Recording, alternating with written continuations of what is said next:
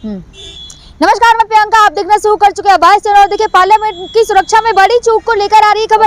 वहीं साथ ही साथ मैं बता दूं, अब तक सबसे सुरक्षित जगह जो मानी जा रही थी वो थी पार्लियामेंट, लेकिन आज पार्लियामेंट में भी सुरक्षा में जो चूक हुई है उसी के साथ हमारे साथ चतुर्वेदी जी, उन्हीं से जानेंगे कि क्या राय है उनकी और क्या लगता है उनको जिस तरीके से पार्लियामेंट में जो सुरक्षा में चूक हुई है। चतुर्वेदी जी, क्या लग रहा है आज पार्लियामेंट की सुरक्षा में आज बड़ी चूक हुई है?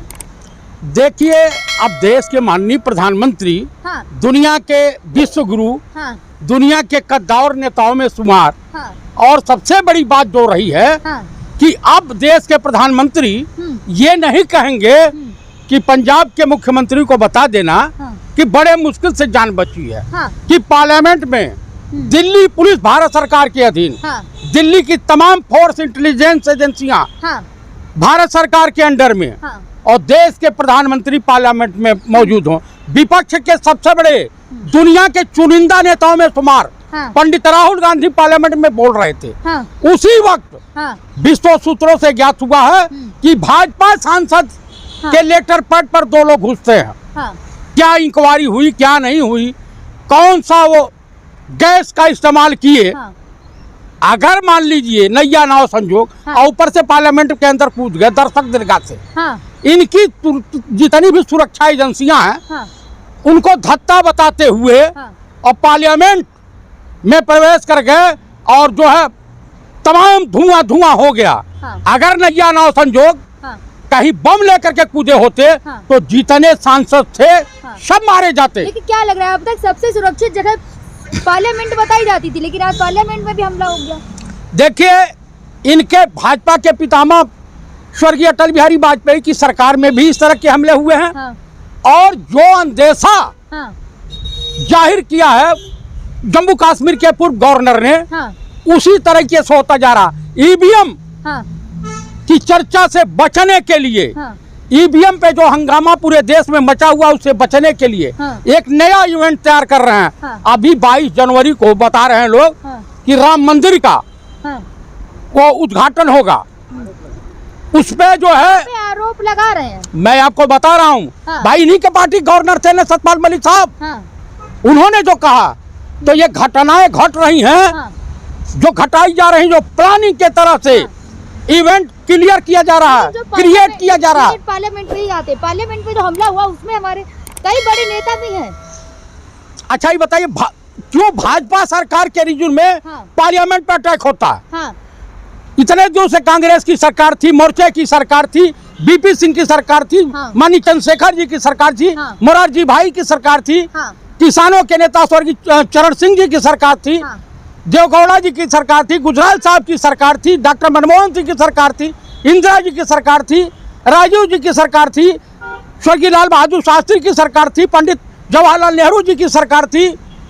ये तमाम सरकार थी, उस रीजन में क्यों नहीं होता है? क्योंकि इस तरह के माहौल को बीजेपी जनता को गुमराह करने के लिए जो ये कुकर्म किए हैं, उससे गुमराह करने के लिए जो इन्होंने धोखे से चुनाव आयोग के साथ मिल करके ईवीएम सेट करके जो मध्य प्रदेश, छत्तीसगढ़ और राजस्थान में इन्होंने धोखेबाजी से चुनाव जीता है, और इनके वहां बगावत के आसार दिखाई दे रहे हैं। अभी कुछ दिन के बाद अब अगला नंबर योगी आदित्यनाथ का है, जिन्हें हटाने की मुहिम छेड़ रखे हैं। मैं आपको बता देना चाहता हूं कि इससे बड़े भी इवेंट जो क्रिएट करेगी बीजेपी। इसमें जो युवा थे और जो लड़की थी उनको पकड़ लिया गया है ना, नीलम को, और एक लड़का भी था। 4 लोगों का आ रहा है नाम, 4 लोगों का पकड़ लिया ना, चारों लोगों को पकड़ लिया। जबकि तम्बाकू की पुड़िया, गुटखे की पुड़िया लेकर के वहां नहीं कोई जा सकता है, तो ये तमाम तरह से ये गैस की चीजें कैसे लेकर के वो पहुंचे, ये तो जितने सुरक्षा में लगे हुए हैं, जहां से जांच पड़ताल से गुजरे हैं, और उन भाजपाई एमपी को तत्काल इस्तीफा दे देना चाहिए, उनको जेल भेजना चाहिए। तुम ऐसे लोगों को क्यों पार्लियामेंट में भेजते हो, क्यों सिफारिश करते हो? लेकिन अभी उनका नाम नहीं पता चला, नाम सामने नहीं आया कि किसने लेटर लिख के दिया था। आखिर होगा ना, जिसका लेटर लगा होगा, जिसके नाम पर ऑन बिहाफ गए होंगे, उनका नाम तो है ना। अनजान तो नहीं ना, हमारे आपके पत्र पर पार्लियामेंट में एंट्री तो नहीं होगी। नहीं होती।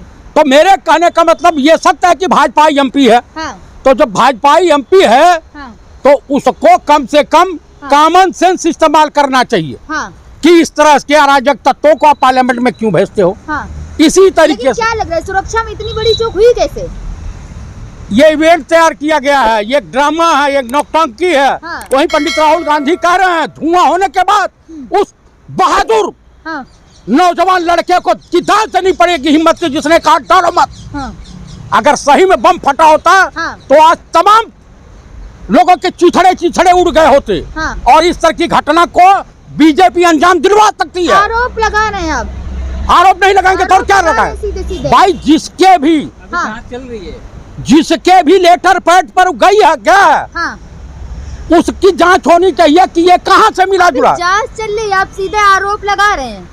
अच्छा ये बताइए, हम तम्बाकू की पुड़िया लेकर के नहीं जा सकते? ये फाइनल नहीं हुआ ना कि बीजेपी के सांसद ने लिखा लेटर था या फिर कांग्रेस की, कोई भी हो सकता है भैया। ऐसी चर्चाएं हो रही हैं, ऐसी चर्चाएं चल रही हैं। अगर मान लीजिए मुस्लिम होता या सिख होता तो अभी तो आप लोग आतंकवादी घोषित कर देते, फिदाइनी हमलावर घोषित कर देते। और ये सब हिंदू हैं। नीलम तो मेहरुनिसा नहीं हो सकती, और शर्मा जी वो कादिर खान तो नहीं हो सकते, या सरदार बेअंत सिंह नहीं हो सकते। तो मेरे कहने का हर चीज को आप जातिवाद से ना जोड़ें। मैं जातिवाद से नहीं जोड़ रहा हूँ, ये बीजेपी आरएसएस की घिनौनी कुकृत है। आरोप ना लगाए, अभी जांच चल रही है। आप बताइए कि भाजपा की सरकारों में ही इस तरह के हमले क्यों होते हैं? इन्हीं के रीजन में कारगिल हुआ। अगर बिल क्लिंटन को नहीं आना होता हिंदुस्तान तो गला दबोच रखा था मुशर्रफ ने। इस तरह से मत कीजिए, देश की सुरक्षा के साथ खिलवाड़ भाजपाइयों मत कीजिए। अभी तो नौजवान घुसे हैं, देश की जनता तुमको नंगा करके छोड़ देगी।